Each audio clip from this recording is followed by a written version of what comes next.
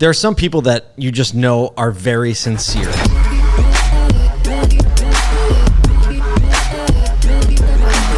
This is Auto Collabs. When you meet them in the first place. And Steven is absolutely that person. I remember just the way he talks to you very intentionally and makes like very distinct eye contact. I walked away from him the first meeting. I'm like, that guy is just very sincere about what he believes and what he does through and through. Yeah, extremely sincere, very passionate, obviously, about what he believes, what he's doing with his company and what he's done before. And I'm extremely interested in just hearing from him, because I think a lot of people kind of like maybe see him on LinkedIn or see him around with product, but understanding people's story sometimes gives you some perspective. So I'm going to make sure and dig in on that throughout the interview for sure. Absolutely. Certainly heard a lot of the same sentiment from others throughout the industry. Admittedly, I don't think I've ever met him in person, and if I have, sorry. I'm just announced my douchebaggery on the air. But, I've been able to listen to him on some other podcasts, and you're right. There is a genuine belief and passion in what he is doing. And so I'm excited for us to be able to dig in more and unpack whatever it is that he wants to talk about right here on Auto Collabs, our conversation with Steve Apicella. Steven Apicella. The man, the myth, the legend, the guy that is heralding and carrying the torch of customer life cycle in automotive, man. Thank you so much for joining us on the pod today. I think you need to update your LinkedIn profile right now with what Kyle just said. I know. Well, I'll tell you what, it's like your exit to this podcast. I love what you guys did. It's so funny when you guys like sing the little jingle and then I don't think we ever told the story of that. I don't know. We were like, we needed an exit, and literally somebody went 1, 2, 3, and we just did that. And then fortunately somebody was recording. I loved it. I'm glad that you made it to that. Some people probably cool. lose it around 30 seconds in, and they're like, meh. Yeah, not that great. So, but it's good to be here joining with you. Yeah, exactly. We're really happy to have you on today, and it's been good to get to know you over the past year and a half that we've just been interacting online and in person, and we've met you now at conferences and what I'm really intrigued, because the one conversation that I haven't had with you at this point is what led you to what people might see as kind of like the current face of Steven Apicella, Strategic DX, your dealer experience, which is very driven by, hey, we need to look as an industry at the whole of the customer experience, not just the retail transaction. And so I want to go back before that, because I'm guessing there's something about your history in automotive or history in retail or history in consumer experience that has told you like that has to be a thing that we looked at. Where did that come from? Where has that been drawn? Yeah, and I love that. They're rarely in people's descriptions of this is it a straight line from beginning to here. It's a squiggly line. Yeah, Paul, I think you and I share this. I was a vendor for PDR, and I think you were LA Wheel, right? No, Image Auto. I started a company and it got acquired by Dent Wizard. Oh, it did? Okay. Well, okay. Yeah. So again, similarities there. I did. How did I not know this about you? Like all of a sudden, because I know a lot of PDR guys, right? And they're like, several categories of PDR guys. And then the category that really does good are kind of like the patient, right? The patient, not like you get to, actually, it's probably only two types. It's like the one type that just is a PDR tech because they like living on a pirate ship and they travel around and they chase hail, and whoever is managing the account has to bail them out every morning probably. And then you have the other type that's very patient and discerning and does a good job. So I'm excited to know that about you. I didn't know that. It's art really when you do it. Let's bring it down for a second. That is PDR stands for paintless dent repair. Yep. And in reconditioning used cars, these magicians have a toolbox of, like, if you could imagine like anywhere between like a 6-inch long to like a 4-foot long stainless steel rod that they can put in door jams and manipulate dents out of vehicles. So everybody massage them out without the body work. Something I love the discipline. I built a company over a number of years, very successfully, originated in Chicago, but then spread out throughout the United States. And my journey led me to 2001, where these third-party administrators for F&I products started to create what we now call ancillary products. The first one was a PDR, service contractor warranty. Really? And when again, because I had this nationwide footprint, I became really popular really fast in that segment, because when third-party administrators started to deploy them, this is not like a mechanical service contract where you just send them back to the dealer and there's a room full of mechanics ready to fix it. You need somebody that can fulfill it. Yeah, you need somebody that can fulfill it. And even more so, a lot of times we were actually adjudicating the claim. Like, does this even qualify before it goes to the servicing side of it? And I was really intrigued by it. And I thought, God, what could possibly go wrong here? More people are going to learn about what I do. I assume I'm going to get paid for it. This sounds like a good endeavor. And I had no idea what I was getting myself into. Again, I honor third-party administrators every day. They're very valuable to our industry and providing this important financial work center, which is really critical. But when I started to get these claims via fax back in 2001 on a thermal paper or roll-up, I remember those. The thermal So paper much fax nostalgia roll. right now. It's unbelievable. Yeah. And we would receive those. And even though I had a team of people, I really wanted to process these myself, understand how it worked, understood the process before I deployed it to everybody. And when we would call customers that had filed claims and we had received this authorized claim to fix a dent, a lot of times customers were pissed off right out of the gate. They're like, Jesus, where have you been? I filed this claim 4 days ago or 5 days ago. And I'm like, I'm just the guy to fix your car. I just got it today. So let me work with you. And then there were moments where there's one in particular that I remember just outside of O'Hare Airport in Chicago in January, where I was going to handle a claim for a customer that was upset. It took so long. So it was kind of the overflow guy as the owner. And I went there to go do it. And when I pulled up into the driveway, there was two gentlemen in lawn chairs and, their Bears gear on, waiting to see how I was going to fix this dent in their driveway. They're tailgating the dent repair, right? And now he reaches into his tool belt. This sounds like a Saturday Night Live skit. And as I walked out of stepped out of my truck, the guy enthusiastically jumps up and says, I can't wait to see how you're going to fix this in my driveway. And, naturally I'm thinking, uh-oh. Yeah, when someone's sitting there watching you is the worst. And they invited their neighbor over, like, it's like, you got to come over and check this out. Yeah. Bring the lawn chairs. It's January in Chicago. I look at the car, and this is pretty typical. It was the car was sideswiped by a snowplow. But somehow, some way, this customer, through his interaction at F&I, his attempt to file a claim with the administrator, scheduling an appointment with me, and me showing up, he's like, he was under the impression that I was going to fix this right there. And his demeanor changed, when I told him that this wasn't covered and it's not covered, it's body shop work. A little bit. And instead of being jolly and I can't wait to see how this goes, he's like, wait a minute, let me understand this. So the F&I guy said, if I get a dent, you'll fix it. I have a dent. Right. I have a dent. I called and filed a claim. It got approved. Scheduled an appointment with you. Here you are. And now you're telling me you're not going to fix it. And again, without being too graphic, he's like, what the F are you doing here? Mm-hmm. And honestly, I was thinking the same thing at the moment. Like, what am I doing here? That's a good question. Yeah. But what at that point, there's a couple of things that raced through my mind. Like, hey, this is it's a great discipline. It's a great process. It's a great service. It's great for F&I. But why is there so much disconnect between what's being sold, how it's being administered, and me showing up to service it? What happened in that process or lack of a process? And I was shocked. Again, I don't want to be negative towards third-party administrators, but I was shocked when I went back and I said, hey, I'm seeing what the customer experience looks like at the end of this. And more times than not, it's not pretty. I'd like to help resolve it. And the answer I got was, Steve, you're the dent guy. We're the administrator. You fix dents. Let us do our job.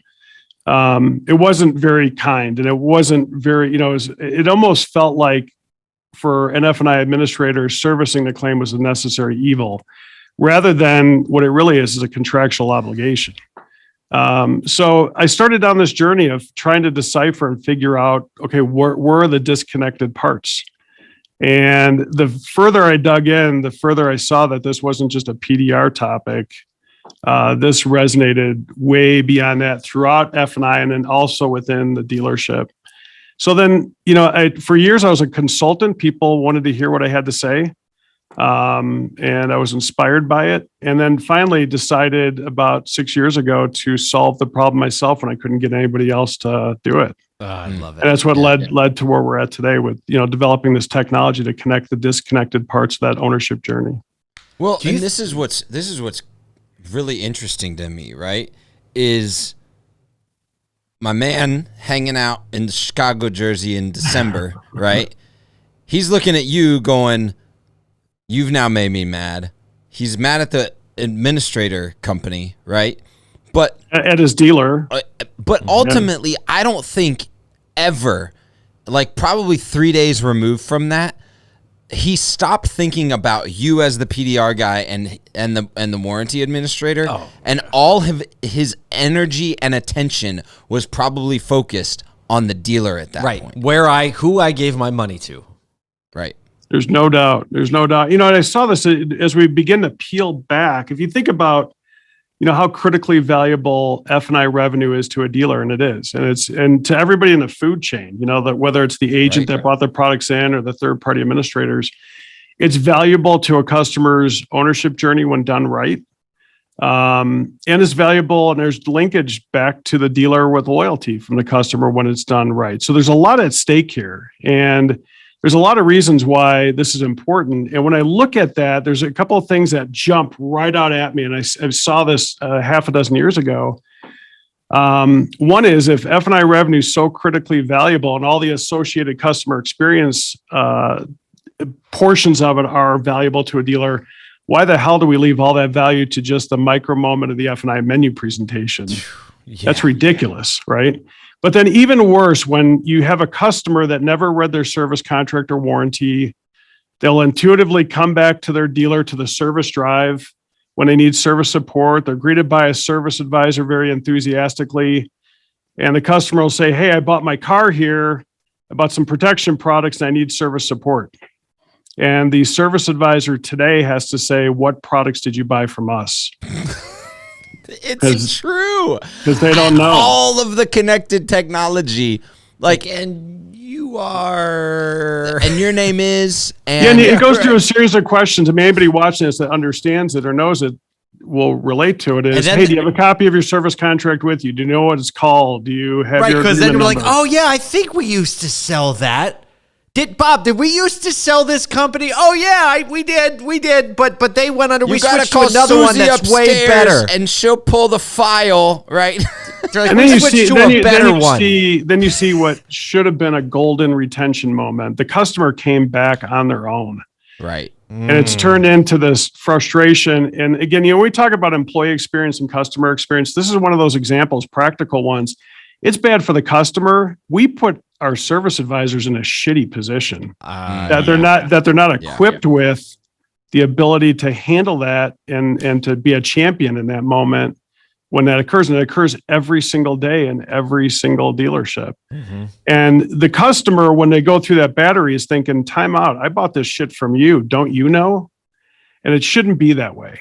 And that's what, again, this life cycle post-sales, we're touching a lot of it right now, which is extending F&I revenue beyond that micro moment. And the way you do that is put it into the customer's hands in an app, a dealer branded app that says, "Here's all the products you did buy, even through multiple administrators, in one digital view, so you can see what you have, engage service when you need it."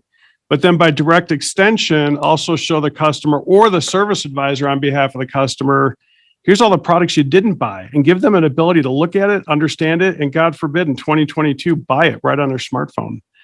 And that's just a piece of what we're doing. But the thing that I see, you guys, because I said this before, I say it often, which is I don't think everything's broken in our industry. I'm not that guy. I think there's a lot of great things happening in our industry. Amen.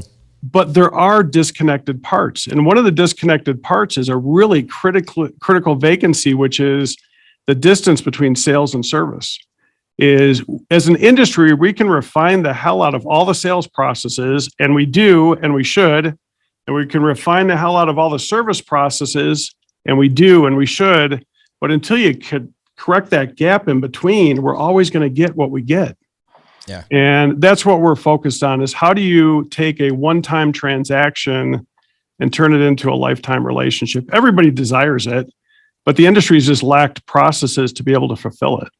And that's what we're the focused. OEMs have been asking for this. This isn't like it's not something new from them, right? They measure they measure first year retention, they measure overall retention, they measure CPO or new retention. All of them have those capacities, but really what they're doing is measuring it and leaving it to the dealer to do it. Or they're saying like, oh, you got to sign up for this mailer campaign and hopefully the people will come back in on the service offers, right? Yeah. Instead of really creating a relationship with that customer. You know, we talk about relationship from the sales perspective a lot. Like you said, similar. It's like the salesperson and the sales team has to have a relationship with the customer. The service team has to have a relationship with the customer. But when does the dealer actually have that like long bridge? Yeah, the bridge in between the two. It's actually a structural problem in our industry too, that every dealership runs sales and service like two separate companies under one roof. And they basically many times don't even like each other. And what happens is when the sales process is completed to the customer, it feels like the transaction and therefore the relationship is over because they did their job. You sold me a car, I bought a car, and that's it. And then somewhere along the way, somebody tries to pick the pieces up. But it's not only if we communicate with a customer, and there's a big if there. You know, I've purchased 3 cars during the pandemic from 3 different dealerships and 3 different processes. And the one thing that unifies all 3 is nobody's ever contacted me after the sale, ever. And that's just real, you know. But then somewhere along the way, you know, whether it's an attempt with a postcard in 2022 or a phone solicitation. He paused for dramatic effect. Postcard. If you could just see his face right now, it's like, these eyes are squinting at a postcard. As a matter of fact, you know, when I ask, this is my challenge to our great industry, to every dealer, to every person in the support community or call us vendors or whatever you want to call us, is that, you know, is it our mission to only sell a car and maybe an F&I product or 2, or to also earn a recurring customer? And there's not a person in our industry that wouldn't say the latter is desired, but that's not what we're earning right now. We're really good at selling cars, whether we have inventory or not.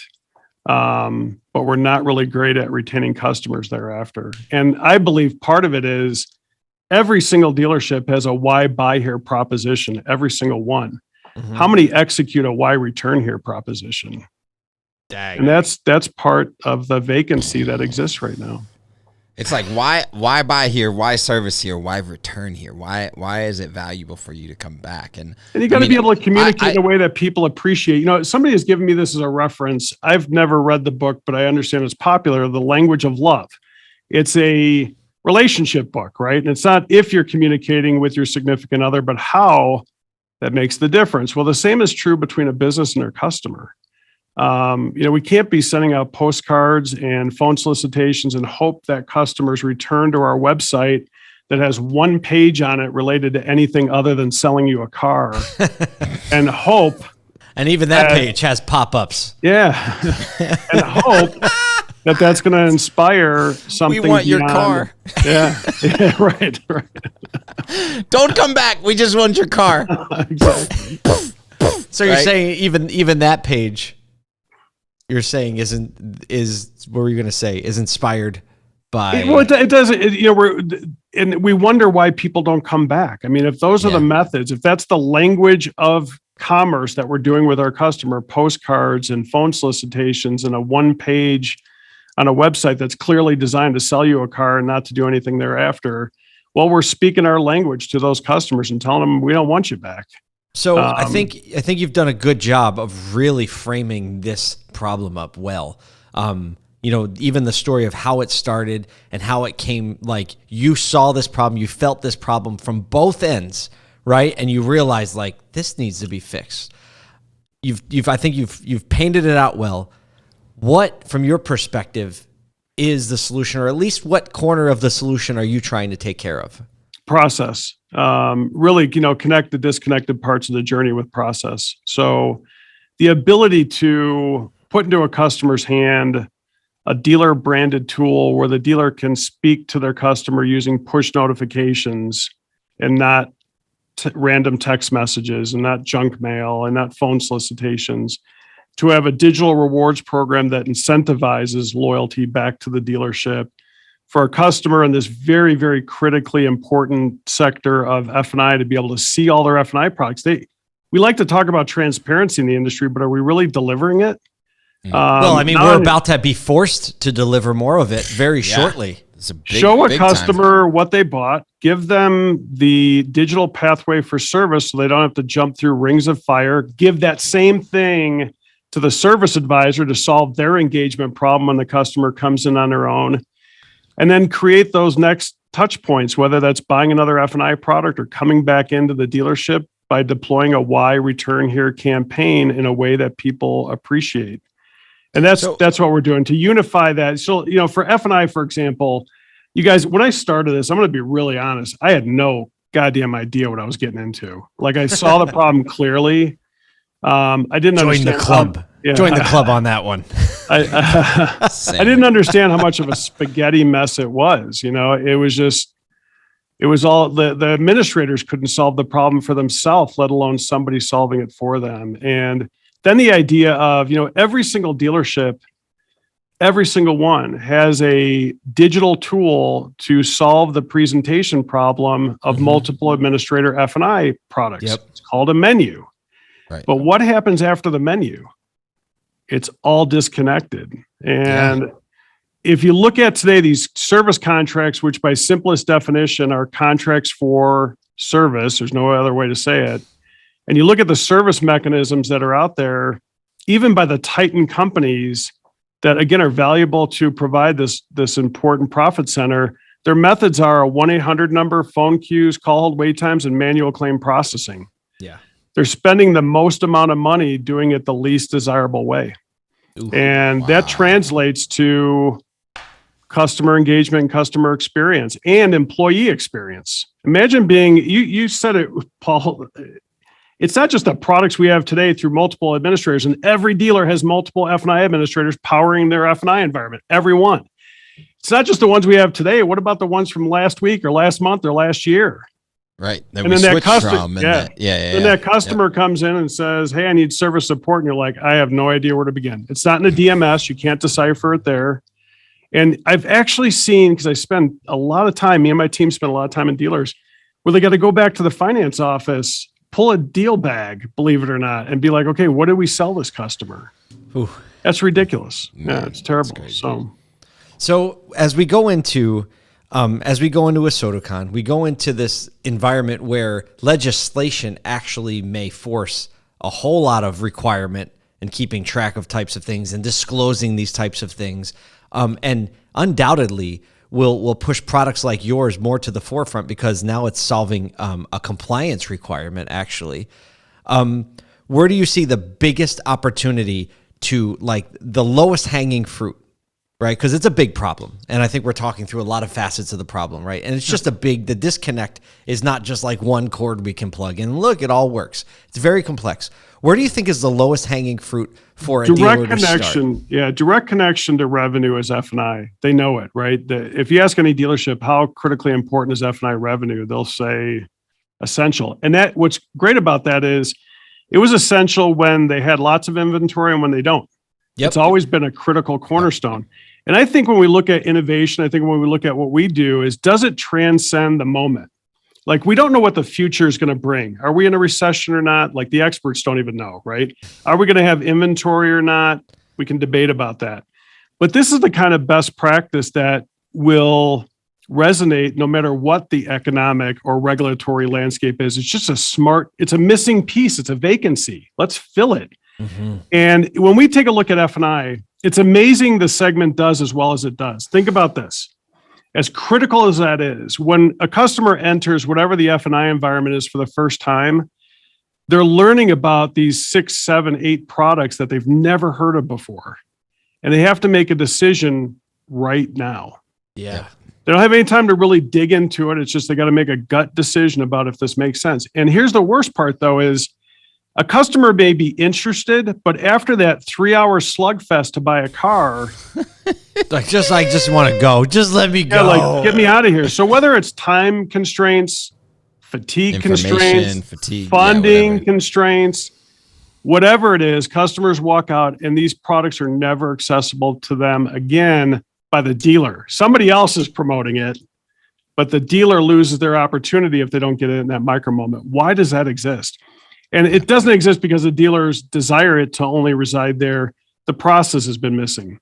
Yep. You can't have a service advisor do it because a service advisor would first have to know what you bought before they can help you. And that could be years ago. That could be several administrators ago. Exactly. Right? It's not even the last one or the current one. That could be 3 because you know how it goes. Like new deals come up, good salespeople come in, right? And all of a sudden you're switching packages. And I want to underscore, it's only part of our platform, but it's a critical part of our platform is what we do in that instance. Take that same customer that organically came back. Hey, I bought my car here. I bought some protection products. I need service support. With our platform, a service advisor could say, no problem, scan the VIN barcode. We hit all the APIs related to their vendors to show the service advisor what products the customer purchased and give them a digital pathway to execute that service without the phone call and the call hold wait time and all that stuff and the manual claim processing. And I think one of the most critical pieces of that is the confidence that the service advisor can exude because they know the answer is right there. And the F&I manager that knows that this stuff is real and it's not snake oil. And when you actually need service, I'm not going to have a service advisor running into my office asking me, what the hell did we sell this customer? That's right. It builds confidence with everybody, internally and externally, right? Yep. But then imagine if I can show a customer a service advisor for the first time in the industry, which we do, everything the customer did buy, even through multiple vendors in one view, then we can uniquely and very powerfully also show both of them everything the customer didn't buy and give them that digital pathway. It's just a quick to turn. Purchase it. Yep. It's great. Well, and Steven, most of these that are occurring. One last thing is, and this is what administrators should be aware of, is administrators and dealers. Most of these sales that are happening after the customer leaves happen in the first couple of weeks. Customers want to protect their vehicles. They just don't want to be forced to make a decision in that micro into moment. it. Absolutely. Well, And Steven, go ahead. look, we're out of time today for the show, but I am so excited to spend some time together in Philly. If you're just listening to the podcast, I'm wearing a full-on authentic Eagles jersey that has a number 22 on it, and the back says ASOTU Con because Steven was like, I think I know a gift that will be appreciated. So we're having the event in Philly. You're going to be there in person. You're going to be there to answer questions and also listen and learn. I can't wait to hang out in person. Thank you so much for contributing to this community and spending some time with us here today. Thank you guys for creating the community. Glad to be a part of it. Thank you. The fact that he started in the same industry that I started in just blows my mind. The fact that he built a PDR company and then realized the customer experience problem through being a reconditioning technician and decided to change industries in order to help fix the broader problem. I was like, it's literally, it's kind of ridiculous actually that you started a PDR company and recognized a content creation problem. He starts a PDR company and recognizes a warranty application problem, but they both serve customers. Absolutely. You're like the same person. Yeah, we are. Well, I didn't tell you, he's my dad. I get it. No, and not just that, but his care for the whole of the customer life cycle is really important for our industry to pay attention to. Because when you can go from I do paintless dent repair to whoa, look at what's happening across the spectrum, integrated partners, customer journeys, the way that people feel about our industry, that it all impacts. And this is what I love is like, I don't care if you are a lot attendant or a receptionist or an accounting personnel or a general manager or an owner of an industry partner tech company. Every single one of us is impacted by the customer journey in our industry. And so we all should be solving to that. Even though we've got maybe this sliver that we're paying attention to, that looking outwards and going, oh, everything's connected This is to how what it connects, I do. Yeah. without a doubt. Yeah. Let's not overcomplicate it, but let's not oversimplify it either. You know what I mean? Like, Yeah. And I'm not suggesting that's what you guys are saying, but you do see a lot of voices out in the industry that are like, oh, well, all you got to do is train your people better. Right. But maybe that, like there's just so much to unpack in that one thing. But I love, to your point, how he's able to start from somewhere, see a bigger opening and move towards it. And that just shows the scope of how great the retail automotive industry is. There is so much opportunity here, which is one of the reasons why I'm so passionate that the greatest people I have ever met are right here in this industry, and this is the greatest industry on planet Earth. And that starts the next 30 minutes of our podcast, because we all have comments about that. No, Yeah. I'm just Couple, kidding. one or two. Oh, man. One or well, thank two. you so much for spending some time with us, getting to know Stephen Apicella. For Michael Cirillo, Paul Daly, and myself, this is Auto Collabs, and we'll see you next time.